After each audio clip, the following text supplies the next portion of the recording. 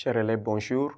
Je suis Ndjekos Kazimai Patrice, professeur de français du secondaire. Bienvenue à la suite de notre cours qui porte sur l'étude de l'œuvre Cahier d'un retour au pays natal, œuvre écrite par Aimé Césaire, qui est le troisième œuvre illustrative donc, du thème 1, la conscience nationale.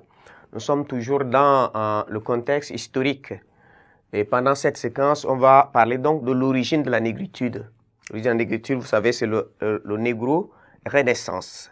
Négro-renaissance, et nous allons voir mouvement de la négro-renaissance. Voilà ce qu'on va voir, la négro-renaissance et mouvement de la négro-renaissance. Vous savez que la littérature négro-africaine est née d'abord aux États-Unis. Ce sont les intellectuels noirs de la diaspora américaine qui ont été donc les premiers à prendre conscience de leurs conditions de vie et ont affirmé la dignité de la personnalité noire jusqu'à là bafouée par l'esclavage et la colonisation. Et cet engagement des intellectuels noirs américains a suscité le même engouement et la même détermination chez les jeunes intellectuels africains en études chez les colons. Dès lors, le combat littéraire était devenu le cheval de bataille de tous ceux qui avaient fait de la plume leur compagne de dénonciation. Vous savez, parlant de la négro-renaissance, vous savez, la négro-renaissance est le germe du mouvement de la négritude avec William Edward Burghardt Du Bois, l'un des premiers intellectuels noirs américains à faire des études universitaires et à décrocher un doctorat en philosophie dans la célèbre université de Harvard. Il est également l'un des premiers noirs à franchir l'une des barrières imposées aux noirs par l'autorité blanche.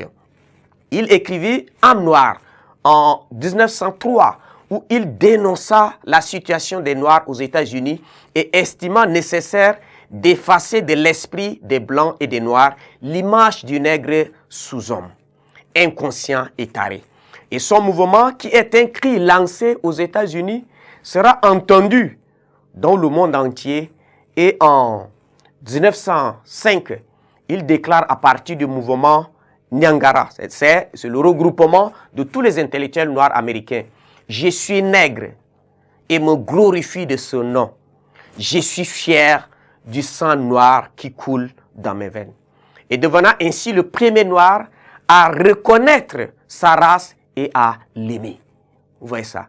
Et parlant du mouvement autour des années 1920 à Harlem, se cristallisa le mouvement qui devait s'appeler plus tard Renaissance nègre. Et c'est un mouvement social et littéraire qui dénonçait la situation de mendiant culturel du nègre américain. Vous voyez ça, vous savez que quand on est dans la négritude, vous savez, c'est le retour, c'est la reconnaissance de notre identité en tant que noir et à l'affirmer. Vous voyez, donc le mouvement manifestait la volonté aussi de réhabiliter un long passé déformé par l'idéologie esclavagiste. C'est une quête spirituelle. Mais la contre-attaque blanche fut cinglante et le mouvement échoua.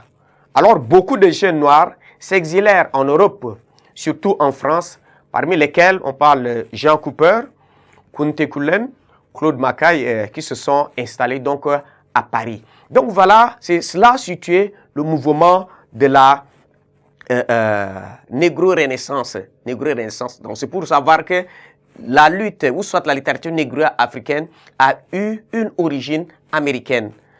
Le mouvement est déclenché aux États-Unis, en Amérique, avec les Noirs déportés là-bas, c'est les fils des esclaves, qui ont pris conscience de leur appartenance à la race. Et aussi, ils ont pris conscience de l'exploitation qu'ils ont subie, et donc ils ont amorcé le mouvement de la négritude. Et voilà, c'est ce que, chers élèves, ce que vous devez retenir comme origine de la négritude. Merci de votre attention.